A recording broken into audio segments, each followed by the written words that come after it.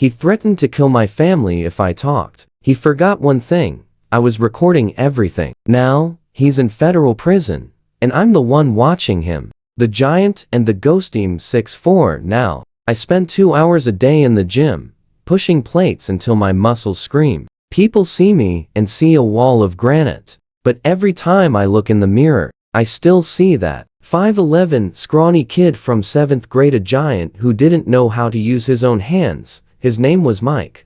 Mike wasn't the kind of bully who just took your lunch money. He was the kind of bully that made you check under your bed at night. He had these dead, shark-like eyes that didn't just look at you, they looked through you, searching for the softest part of your soul to bite into. We had the luck of being locker neighbors. Every morning started the same. I'd be reaching for my pre-algebra book, and I'd feel that familiar, sharp tug on my hair. I kept it long back, then pitch black and thick. He'd wrap it around his fist like a leash. "What's up, fact?" he'd whisper. The smell of stale cigarettes and something sour, probably his mother's house, would fill my nose. "I heard you're an even bigger psee than I thought. Is that true? Should I go ask your mom? Or maybe I'll just pay her a visit tonight while you're asleep." The breaking point threats weren't just insults. They were graphic, detailed. He knew where I lived. He knew my little brother's bus stop. He'd describe, in sickening detail, exactly what he'd do to my family if a single word of his games reached the principal's office. One Tuesday, it went too far. I was just standing there, minding my own business, when Mike grabbed the back of my head. Without a word, he slammed my face into the cold, gray steel of his locker. Clang. The sound echoed through the hallway. My vision went white. I felt the warm copper taste of blood filling my mouth. But as my forehead throbbed against the metal, something didn't just break, it clicked. Through the haze of pain, I looked into his open locker. I saw them. Stashed behind a pile of dirty gym clothes was a stack of vintage Playboys and a notebook filled with names. Names of girls in our grade. Girls who walked the halls with their heads down, looking just as haunted as I felt. Mike laughed, shoved me one last time, and walked away. I stood there, wiping blood off my lip, watching him go. You think you're a god, I thought. But even gods have a weakness. The secret alliancei didn't go to the nurse. I went to the back of the library, the dead zone, where nobody ever went. I called a meeting. There were 3 of them, Sarah, Chloe, and Jess. They were some of the brightest girls in our grade, but lately, they had become ghosts. When I told them I wanted to take Mike down, Sarah started shaking. "He'll kill us," she whispered. "He told me he has a gun in his house. He has a locker full of filth," I countered, my voice low and steady. "And he has a routine. He thinks he's untouchable because we're scared. But fear is just data, and I'm going to use that data to bury him." We made a pact. For the next 2 weeks, we weren't students. We were investigators. Operation Digital Ghost Tip 1 was the audio. Back then, we didn't have fancy smartphones with 24-hour battery life, but I had an old digital voice recorder my dad used for work. Every day, I taped it to the inside of my belt loop. I became a human lightning rod. I intentionally hung out near his locker. I let him insult me. I let him shove me. And every time he spoke, every time he described a crime or threatened a life, the little red light on that recorder caught every syllable. But audio wasn't enough. Not for a monster like Mike. I needed to see what was behind the curtain of that crack house he lived in. I knew his mom was a meth addict. I knew the local pimps and dealers cycled through that house like a revolving door. Security was non-existent. The night before the big day, I did something that would have gotten me expelled or arrested if I'd been caught. I didn't break in. The back door was hanging off its hinges, swaying in the wind. I slipped inside like a shadow. The house smelled like rot and chemical cleaner. I found Mike's room. It was a pigsty of stained mattresses and discarded fast food wrappers. In the corner sat a bulky, prehistoric-looking PC. I sat down, my heart hammering against my ribs like a trapped bird. Password attempt 1. Mickey Isking. Failed. Password attempt 2 to 666. Failed. Password attempt 3. Pat Isa Faggot Pussy 29. The desktop loaded. My stomach turned. It wasn't just porn. It was dark, Folders upon folders of things a 12-year-old should never know exist. I plugged in my SSD and started the transfer. The progress bar moved like a snail. 10, 20, then heard a car pull into the gravel driveway. A door slammed. High-pitched, screeching laughter is mother. And then, a voice that made my blood turn to ice. Mom, shut up. I told you to stay in the car. It was Mike, and he was coming toward the back door. The ghost in the shadows. The sound of the car door slamming was like a gunshot in that quiet, rotting house. My breath hitched. I looked at the computer screen. 45 complete. The drive. Come on, move. I hissed at the monitor. Outside, I heard the heavy, rhythmic crunch of gravel under boots. Mike's boots. The same ones he used to kick my shins under the desk in social studies. I don't care what your pimp said, Mom. We're low on supply, and I'm not going back to that corner. Mike's voice was cracking. He sounded stressed, dangerous, and way too close. I looked at the window. It was an old wooden frame, painted shut with layers of grime. I looked back at the screen. 62. I'd hear them in the kitchen now. The sound of a glass breaking. His mother, let's call her Linda, started screaming about how she needed a hit, and how Mike was just like his father. The air in the house felt heavy, like it was saturated with bad luck and old sins. I grabbed the mouse, my hand shaking so hard I could barely click. I saw a folder on the corner of the desktop. It didn't have a name, just a weird purple icon. I dragged it into the copy queue. 85. 90. Suddenly, the hallway floorboards groaned. Mike was walking toward his room. I didn't have time to safely eject the drive. I didn't have time to close the windows. 100. I ripped the SSD out of the USB port, shoved it into my pocket, and dived toward the window. I grabbed the handle and pulled with every ounce of middle school giant strength I had. Crock. The paint seal broke. The window slid up just as the bedroom door handle turned. I didn't look back. I rolled out of the first-story window, landed in a patch of thorny, overgrown weeds, and stayed dead still. Through the glass, I saw Mike walk in. He looked frustrated. He went straight to his desk. He touched the monitor. It was still warm. I didn't wait for him to look out the window. I stayed low, crawling through the dirt like a soldier, until I reached the tree line. I ran. I didn't stop until the taste of iron filled my lungs and my house was in sight. The digital abyss. That night, I didn't sleep. I couldn't. I sat in my room with my door locked and a chair wedged under the handle. I plugged the SSD into my own laptop. I thought I knew what I'd find. I thought it would be just more of the same vile, but typical for a kid like him. I was wrong. I opened the nameless folder. Inside was a shortcut to a program called Tor. Next to it, a text file titled, Accounts. I opened it. It was a list of strings of numbers and letters, wallets, crypto wallets. I looked at the history files I'd managed to pull. My stomach did a slow, nauseating flip. This wasn't just a 12-year-old being a brat. How to wash BTC, local drop-off points for C-meth, encrypted messaging, and then I found the archive. I clicked on a video file, thinking it was just a prank or a movie. The first few seconds played, and I felt my soul leave my body. It was dark. The lighting was poor, clearly a hidden camera or a phone tucked into a corner. It was a girl. I recognized her. She was a year older than us. She looked out of it, like she was sleeping, but her eyes were half open. And then Mike walked into the frame, slammed my laptop shut. I felt like I was going to throw up. My hands were ice cold. This wasn't just bullying. This wasn't just a troubled kid.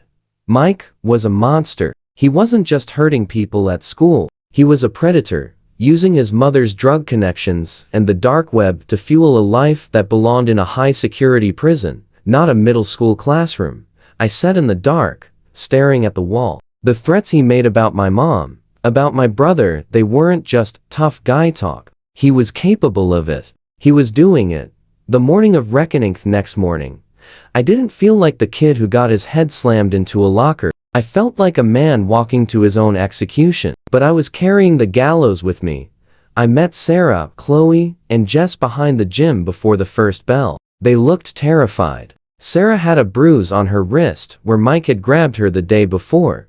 Do you have it? She whispered. I patted my backpack. I have everything. I have more than we thought. What did you find? Chloe asked, her voice trembling. I looked her in the eyes. Things you should never have to see. But after today, he is never going to touch any of you again. I promise. I walked into the main office. The secretary, a nice lady who always gave out peppermint candies, looked up and smiled. Need a hall pass, Patrick? No, ma'am, I said, my voice sounding deeper than it ever had before. I need to speak to Principal Miller, right now, and you might want to call the school resource officer. She paused, seeing the look in my eyes. The giant was finally standing up straight. Is everything okay? No, I said, leaning over the counter. Everything is about to get very, very ugly. But it needs to happen. 5 minutes later, I was sitting in Principal Miller's office. Miller was a stiff, old-school guy who didn't like drama. He thought bullying was just boys being boys. So, Patrick, Miller said, leaning back, what's so urgent that you're missing first period English? I didn't say a word. I pulled out my laptop. I plugged in the SSD. I laid out the vintage Playboys on his mahogany desk like I was dealing a deck of cards. This is Mike's collection from his locker, I began. Miller scoffed. Pornography. Patrick, that's a suspension, sure. But I'm not done, I interrupted. I hit play on the audio recording from 2 days ago. I'll break into your house, kill your brother, and or pay your mom in front of you. Mike's voice filled the room, cold and jagged. Miller's face went pale. His jaw literally dropped. The boys being boys excuse died right there in the air. And then, I said, my heart pounding, there's the stuff I found on his home network, the dark web, the drugs, and the videos of the girls. I hovered my mouse over the archive folder. I suggest you call the police before I open this, I said. Because once I do, there's no going back for any of us. The air in Principal Miller's office was thick enough to choke on. Mike sat there, leaning back with a smug, punchable grin, thinking he was about to get another slap on the wrist, while his meth-addled mother, Linda, screamed at the walls. This is harassment. My son is a saint. You're picking on him because we're poor. Linda's voice was like a jagged saw blade cutting through the room. I sat across from them, silent, calm. The giant was no longer slouching. I reached into my bag and pulled out my laptop, placing it on Miller's mahogany desk like a loaded weapon. The face of fear, Principal Miller, I said, my voice cutting through Linda's screeching. Before you decide who the victim is, I think you should hear what a saint sounds like. I hit play on the digital recorder. I'll break into your house, kill your brother, and RP your mom in front of you. The voice filled the room cold, calculated, and monstrous. The smug grin on Mike's face didn't just fade. It evaporated. He turned a ghostly shade of gray, but I wasn't done. I turned the laptop screen toward him. I had a file explorer open, showing the contents of the SSD I'd pulled from his house. Recognize the file names, Mike? I whispered. Patty Safagatsi 29. Quite. The password. It took me 3 tries to get into your world. And what I found, it's going to make sure you never see the sun as a free man again. The explosion. Linda went berserk. She lunged across the desk, her fingernails clawing at the air, toward my face. You brat. You broke into my house. I'll sue you. I'll kill you myself. She was acting like a rabid animal. Exactly the banshee I remembered. But Principal Miller had seen enough. He stood up, his face purple with rage, and slammed his hand on the desk. Sit down, ma'am, he bellowed. I've already called the authorities. If you move toward that student again, I will personally ensure the SRO uses force. Just then, the door swung open. 2 police officers and the school resource officer SRO stepped in. Behind them stood Sarah, Chloe, and Jess, accompanied by their parents. They weren't hiding anymore. They were there to testify. The digital newsay handed the SSD to the lead officer. Officer, on this drive, you will find evidence of local drug distribution, cryptocurrency laundering, and most importantly, the archive folder. It contains videos Mike filmed of female students in this school. He drugged them. The room went deathly silent. Mike tried to stand up, his eyes darting toward the door, looking for an escape. The SRO moved faster. He shoved Mike back into the chair and clicked the first handcuff onto his wrist. Click. That sound was the most beautiful music I'd ever heard. Wait. No, it's a prank. It's all a joke. Mike started blubbering. The psycho who threatened to kill my family was now crying like a toddler. It's not a joke, Mike, I said, standing up to my full 5'11" height, looking down at him. It's a life sentence. The public shaming police didn't take them out the back door. They led Mike and Linda right through the main hallway during the passing period. Hundreds of students stopped. The silence was deafening as everyone watched the king of the school being marched out in steel restraints, his mother screaming profanities and spitting at the floor. As he passed me, I leaned in. Don't worry about my mom or my brother, Mike. Worry about who's going to be watching you in a cell. He couldn't even look me in the eye. He was broken. But as the police began to dig into that tore thumb drive I'd snatched, the revenge moved from school level to federal level. They found things that went far beyond middle school bullying. They found the dark web marketplace he was helping run for his mother's pimp. Mike wasn't just going to juvie. He was going to the big leagues. The arrest at school was just the earthquake. The tsunami was about to hit. When the police raided Mike's house, that rotting, chemical-smelling shack, they weren't just looking for Playboy magazines anymore. They were looking for the source of the data I had handed them on a silver platter.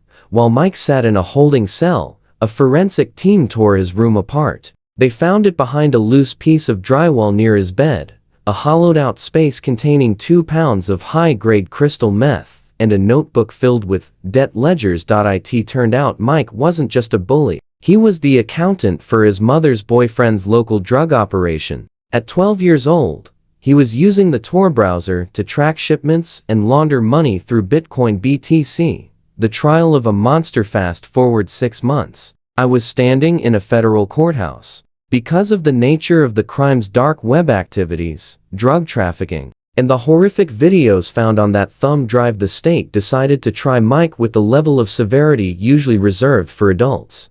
I was the star witness. The courtroom was freezing. I sat on the stand, looking at Mike. He looked different. His long, greasy hair had been shaved. He was wearing an orange jumpsuit that hung off his frame. He didn't look like a god anymore. He looked like a rat trapped in a corner. His defense attorney tried to play the victim card.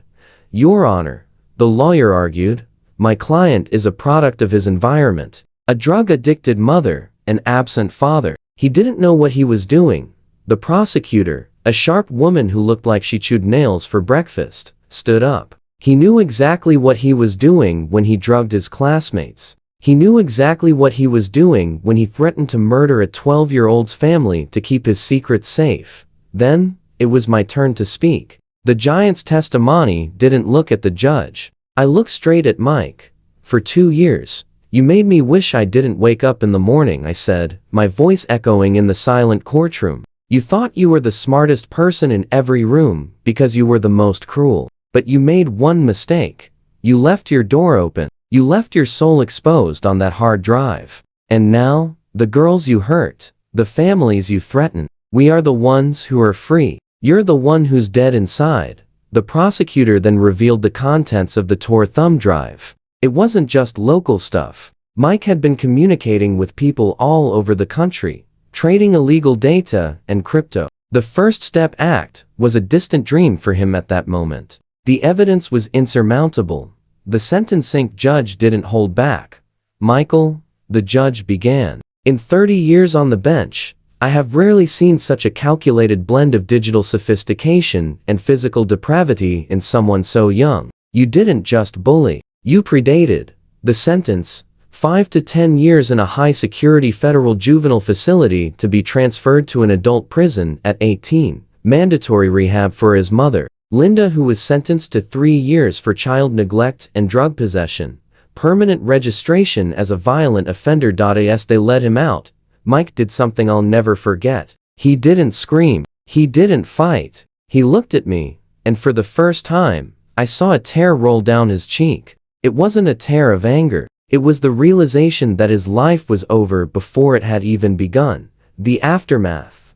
A new lift after the trial. The school board tried to hush the story. They didn't want the bad press. But my mom, God bless her, wasn't having it. She sued the school district for gross negligence. We won a settlement that was enough to pay for my entire college education, and then some.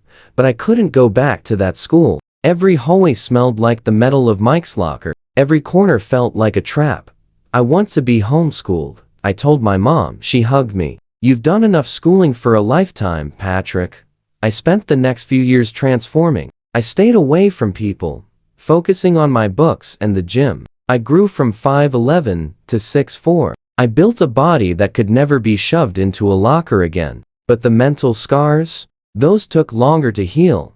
I thought I was done with Mike. I thought he was a ghost of my past. Until last year. Intro music. A soft, melancholic piano melody that slowly builds into a powerful, cinematic orchestral swell.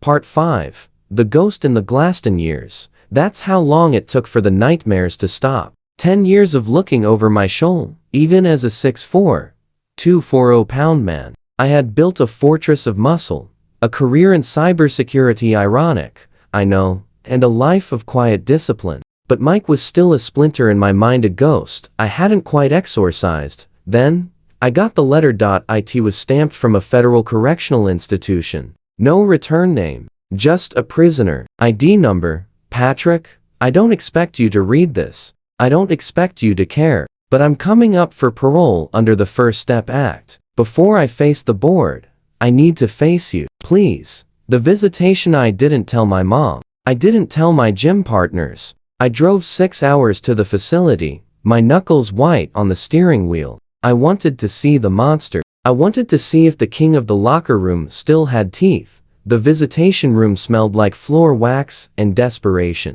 I sat behind the thick plexiglass, waiting. When the door opened, a man walked in. He wasn't Mike. The Mike I knew was a hulking, jagged-edged predator. This man was thin, his shoulders slumped, his skin pale from a decade without real sunlight. He sat down, and for a long minute, we just stared at each other.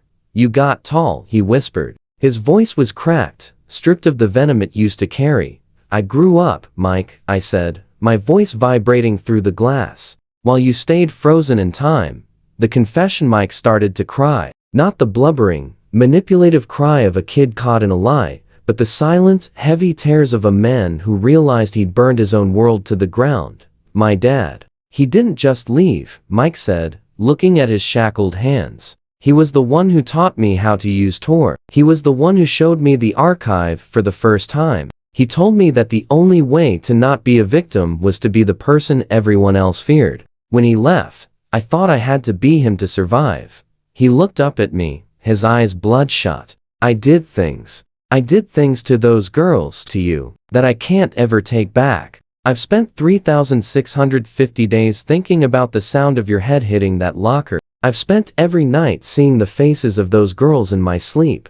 He told me about the First Step Act, a piece of legislation aimed at giving non-violent or rehabilitated offenders a second chance. Because he was a minor when the crime started and had shown exemplary behavior and completed every rehab program available, he was being considered for early release. I have nowhere to go, Patrick, he said. My mom, she overdosed 3 years ago. The house is gone. The friends are all dead or in prison. I'm a new man, but I'm a man with no world. The ultimate revenge. Mercy looked at him, the person who had made me live in terror, the person who had tried to destroy my family. I had spent years dreaming of the day I could break him, but as I sat there, I realized I already had. I had broken the cycle. I was the one with the strength, the height, the education, and the freedom. I'm not going to help you get out, Mike, I said firmly. That's up to the law. But if you do get out, if you truly are this new man you claim to be, I won't stand in your way. He told me his dream was to start a small construction business to build things instead of breaking them. He even joked about moving in near me, not as a threat, but as a way to prove he could be a neighbor instead of a nightmare. You're not moving in with me. I laughed, a genuine, dark laugh. But maybe I'll check in on you, to make sure you're staying on the path. The final chapter. As I walked out of that prison, The sun felt warmer than it had in a decade. I realized that my revenge wasn't just getting him arrested. My revenge was thriving. My revenge was becoming a man who could look his bully in the eye and feel nothing but pity. Mike might get out next year. He might become a productive member of society, or he might fade into obscurity. But it doesn't matter anymore. The 12-year-old kid with the long black hair who got his head slammed into a locker? He's finally gone. He's been replaced by a man who knows that true power isn't about how hard you can hit, it's about how much you can overcome. I drove home, called my mom, and told her I loved her. Then, I went to the gym and hit a new personal record on the deadlift, 315 pounds. Because I don't ever want anyone to make me live in fear again. Thanks for reading, Redditors. Stay strong, stay vigilant, and never, ever let the bastards win.